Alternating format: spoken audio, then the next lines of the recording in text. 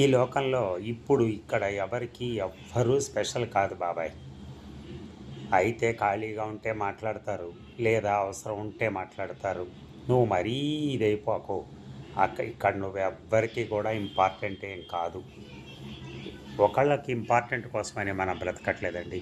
మన ఫ్యామిలీ, మనం నమ్ముకొచ్చిన మన భార్య కానీ, మనం పుట్టించినటువంటి పిల్లలు కానీ, అలాగే మనను పుట్టించిన తల్లిదండ్రులు కానీ, వీళ్ళందరి కోసమే మనం బ్రతుకుతున్నాం. అంతేగాని ఈ బయట ప్రపంచానికి మనకి సంబంధం లేదు. ఆ ప్రపంచం ఎన్ననుకున్నా మన గురించి మనకు సంబంధం లేదు.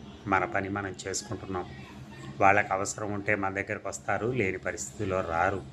చుట్టాలైనా అంతే, ఎవరైనా అంతే, బంధువులైనా ఇప్పుడున్న పరిస్థితుల్లో అవసరం ఉంటేనే ఇళ్ళకు వస్తున్నారు, లేకపోతే లేదు.